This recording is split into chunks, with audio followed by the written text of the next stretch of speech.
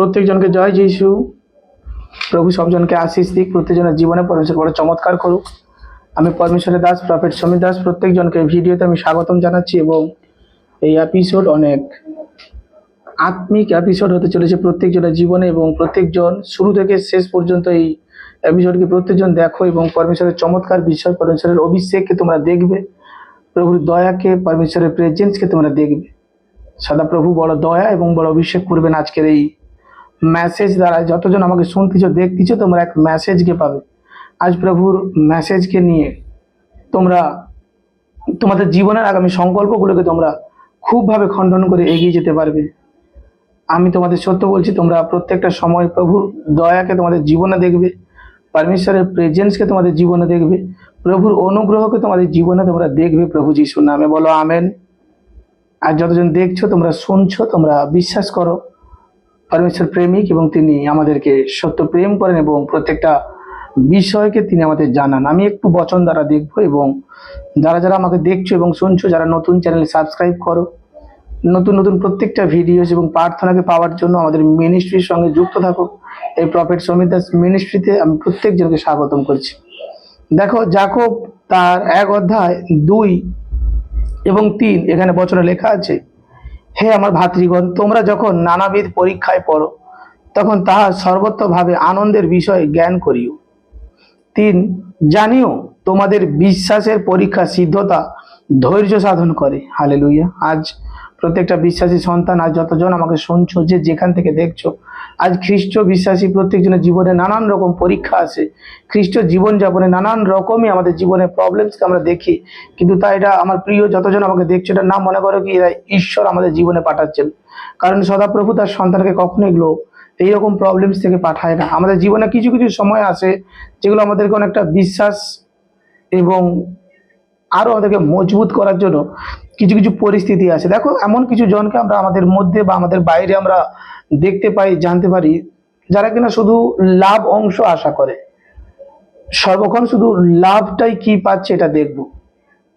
আসলে আমরা যদি পরমেশ্বরের আগামী যদি আমরা পুরাতন নিয়মকে পাঠ করি, সেখানে আমরা দেখবো কত নবী, কত যাজকের জীবনে যখন সমস্যা চলছে তখন তারা পরমেশ্বরের উপরে আস্থাকে রাখছে, পরমেশ্বরের উপরে ভরসাকে রাখছে, প্রভুর প্রেজেন্সকে তারা অস্বীকার করেনি, পরমেশ্বরের দয়াকে তারা অস্বীকার করেনি এবং যখনই তারা কোনো প্রবলেমসে পড়েছে তারা তখনই সতর্ক হয়েছে এবং কিছু না কিছু দিক থেকে মজবুত হয়েছে। আজ আমি প্রিয় প্রত্যেকজনকে জানাতে চাই, আজ আমাদের জীবনে কিছু সময় কিছু প্রবলেমস আছে, কিছু ঘটনা ঘটে যা আমাদেরকে অনেক সতর্ক করার জন্য, যা আমাদেরকে অনেক মজবুতি করার জন্য, যা আমাদেরকে অনেক দিক থেকে আগে নিয়ে যাওয়ার জন্য।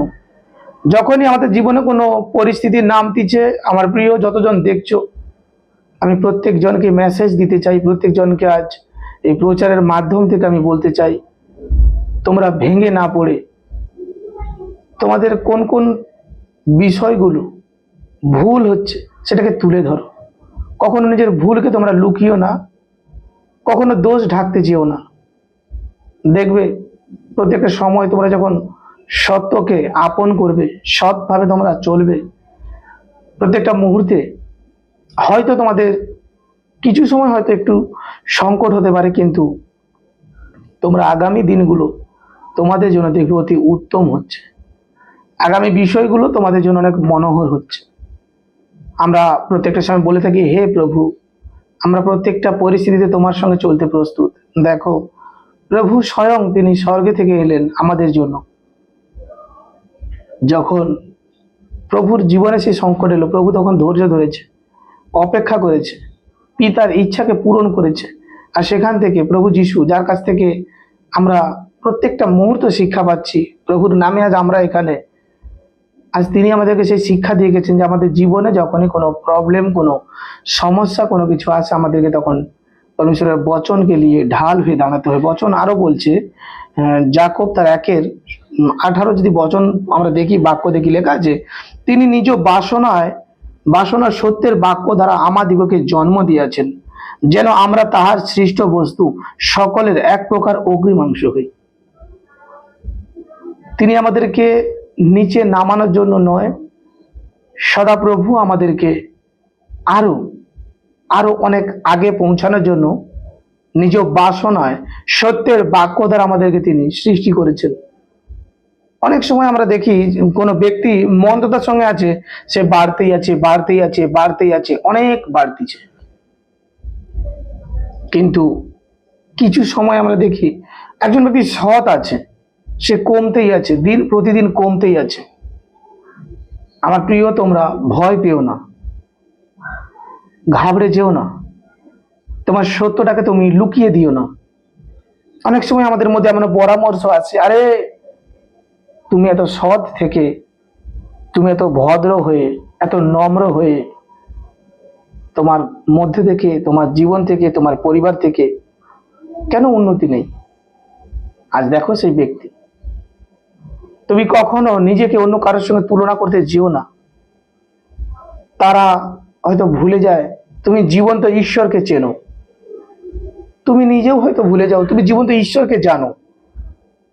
আর জীবন্ত ঈশ্বর তোমাকে অধিক প্রেম করে, জীবন্ত ঈশ্বর তোমাকে প্রচুর ভালোবাসে, জীবন্ত ঈশ্বর তোমাকে সদা সর্বদা অভিষেকের সঙ্গে, দয়ার সঙ্গে রাখতে চায়। বচন বলছে, তিনি নিজ বাসনায় সত্যের বাক্য দ্বারা আমাদিগকে জন্ম দিয়েছেন, যেন আমরা তাহার সৃষ্ট বস্তু সকলের এক প্রকার অগ্রিমাংশ হই। তিনি আমাদেরকে নিচে নামানোর জন্য মনোনীত করেননি। আজ পরীক্ষার সময় এলে তোমরা শক্ত হয়ে দাঁড়াও আর শিক্ষা করো। আজ ভক্তিতে আরো অটুট হও। যখনই তোমার জীবনে কোনো পরীক্ষা আসতেছে, তোমার জীবনে যখনই কোনো সমস্যা দেখা দিচ্ছে, তার মানে এই নয় যে তুমি বিশ্বাসী হিসাবে ঠিক নয়, তুমি বিশ্বাসী হিসাবে দুর্বল, এমনটা নয়। এমন হয়তো অনেক জায়গায় তোমরা শুনে থাকো বা বলা হয় এরকমই অনেকজনকে। কিন্তু আমার প্রিয়, আমি তোমাদের সত্য বলছি, আমাদের জীবনে তো এই সমস্যা থাকবেই। আমাদের জীবনে তো দুঃখ কষ্ট এগুলো নিয়ে চলতে হবে। আজকে সুখ আছে, কাল দুঃখ হতেই পারে। আমরা শুধু সুখের অংশীদার যদি হই, কখনোই আমরা খ্রিস্টের নয়। আমরা প্রত্যেকটা সময় মনে রাখবো, আমরা ঈশ্বরের সন্তান, আমরা ভোগী নই, আমরা ত্যাগী। তার রাজ্যের জন্য প্রত্যেকটা মুহূর্তে আমরা নিজেদেরকে গড়ব। কেন গড়ব? এখানে লেখা আছে, যেন আমরা তাহার সৃষ্ট বস্তু সকলের এক প্রকার অগ্রিমাংশ হই। আমাদেরকে আমাদের পরমেশ্বর তিনি এতটাই প্রেম করছেন এবং ভালোবাসছেন। তার নবী ভবিষ্যৎবক্তা যাকবের পত্রতে আমরা দেখতে পাচ্ছি, এখানে খুব সুন্দরভাবে লেখা আছে কেন পরীক্ষা আসতেছে। বলছে, দেখো, তখন তাহা সর্বত্রভাবে আনন্দের বিষয় জ্ঞান করিও। আনন্দ করো। আমার ঈশ্বরের জন্য আজ হয়তো আমার কোনো প্রবলেম, আজ আমাদেরকে, আমরা যেমন বিভিন্ন জায়গা থেকে বিভিন্ন মানুষ, বিভিন্ন ভাইয়েরা অনেক নোংরা ভাষায় কথা বলে, কিন্তু আমরা জানি যে তারা আমাদেরকে নয়, আমাদের ঈশ্বরকেই বলছেন। এবং আমরা শুনছি, আমাদের অনেক খারাপ লাগছে, কিন্তু প্রভুর বাক্য, প্রভুর বচন আমাদেরকে আগলে রাখে যে তুমি শান্ত হও, তোমাকে পাল্টা নিতে হবে না, আমি নেব। তাই আমার প্রিয় প্রত্যেকটা ব্যক্তি, আজ আমাকে যতজন তোমরা শুনছো এবং দেখছো, আজ প্রত্যেকজন তোমরা প্রত্যেকটা মুহূর্তে ঈশ্বরের সান্নিধ্যে চলো, ঈশ্বরকে নিয়ে চলো। সংকটের সময় উত্তমভাবে জ্ঞান তোমরা অর্জন করো। যাজকের জীবনে কি সংকট আসে না?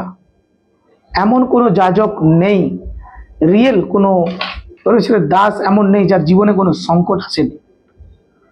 আসলে আসলে সমস্যা আমাদেরকে দুঃখ দেওয়ার জন্য আসে না, সমস্যা আসে আমাদেরকে আরো মজবুত করার জন্য। সমস্যা আমাদেরকে ভেঙে দেওয়ার জন্য আসে না, সমস্যা আমাদেরকে আরো গড়ার জন্য আসে। প্রভু যিশুর নামে বলো আমেন। আমরা অনেক সময়, আমি প্রচুর ব্যক্তিদেরকে দেখেছি এবং একটা সময় আমি নিজেও সমস্যা, যখন আমার জীবন চলছে, আমার স্ট্রাগল আমার জীবনে, আমি তখন অবুঝের মতন হয়তো বলেছি। কিন্তু বাইবেল যখন আমি ধরলাম, বাইবেল যখন পাঠ করছি, তখন দেখছি না, প্রত্যেকটা সংকটের সময় আমরা আবার আবার কিছু প্রকার ব্যক্তি আছে, বিশ্বাসীরা, যারা সংকট বা সমস্যার সময় ঈশ্বরকেই ছেড়ে দেয়। না, আমার প্রিয় সন্তানেরা, প্রত্যেকজন খুবভাবে জ্ঞান করো, খুবভাবে জ্ঞান তৈরি করো। যে এটা কেন হচ্ছে বা এই প্রবলেমটা কি কারণে হচ্ছে। তুমি পারো, তোমার দ্বারা সম্ভব। তুমি পারো না এমন কোনো বস্তু হতে পারে না, তোমার দ্বারা সম্ভব। একদিন আমি মিটিং করতেছি, কোনো এক বিশ্বাসী সন্তান, তিনিও বিশ্বাসী, কমেন্ট করছে বহুত দিন আগে যে তুমি কি ভবিষ্যৎবাণী করে দাও, প্রার্থনা করে দাও আমি কালকেই যেন পাইলট হয়ে যাই। অথচ তিনি বড় বড় লেকচার দেয়, আর সে বলছে ভবিষ্যৎবাণী করে দাও আমি যেন পাইলট হয়ে যাই। আসলে তাদের লজ্জা লাগার খুব দরকার আছে। এরকম বিশ্বাসী, তারা জানেন যে পরমেশ্বর সব কিছু করতে পারেন। একজন বিশ্বাসী সন্তান অনেক লম্বা লম্বা ভাষণ দিচ্ছিল, সে কমেন্ট করছে আর তুমি এখনই ভবিষ্যৎবাণী করো বা প্রার্থনা করে দাও যেন আমাকে পরমেশ্বর কালকেই অ্যাপেল সেট সম্ভবত যেন আমার হাতে পৌঁছে যায়। বুদ্ধুর মতন জীবনযাপন তাদের। পরমেশ্বরের ক্ষমতার সঙ্গে সে চ্যালেঞ্জ করে। সদাপ্রভু কি সমুদ্র দুভাগ করেনি? পরমেশ্বর কি আকাশ থেকে খাদ্য দেয়নি? পাথর থেকে জল সৃষ্টি করেনি? মৃতকে জীবিত করেনি? প্রভু আমার জলের উপরে হেঁটে যায়নি? তারপরেও তারা বিশ্বাসী হয়েও, কিছু সময় বিশ্বাসী হয়েও বিশ্বাসীদেরকে এমন এমন আচরণ কথা বলে যেগুলো তো মানা যায় না। এবং একজন বিশ্বাসী তার চার্জকে বড় করার জন্য আরেকজন বিশ্বাসীর কাছে এতটাই কথা বলে যেখানে সে ব্যক্তির মন ভেঙে যায়। তোমরা হয়তো জানো না, কিছুজন ব্যক্তি হয়তো আমাকে শুনছো, দেখছো, তোমার চার্জের গৌরব করতে গিয়ে ওই ব্যক্তি কিছুদিন পরে তোমার চার্জও ছেড়ে দেবে, হয়তো ঈশ্বরের কাছ থেকে দূরে সরে যাবে। যদি পারো পরমেশ্বরের গৌরব করো। আসলে মন্দির তো পবিত্র হয় তার ভেতরে যিনি আছেন। তোমরা তার ভেতরটাকে ছেড়ে দিয়ে বাইরেটাকে পবিত্র করার চেষ্টা করছো। হালেলুইয়া।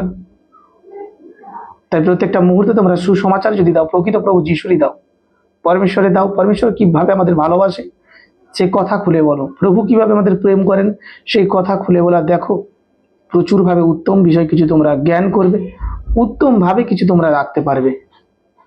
তাই পরীক্ষার সময় আর চিন্তা নয়, ভয় নয়, পরীক্ষার সময় উঠে দাঁড়াও, আরো বেশি করে প্রার্থনা করো, আরো বেশি করে বাইবেল পড়ো, তেজস্বী হও আরো প্রভু যিশুর নামে। আর দেখো অদ্ভুতভাবে প্রভু আমার প্রত্যেকটা সন্তানকে প্রচুরভাবে চমৎকার করবেন।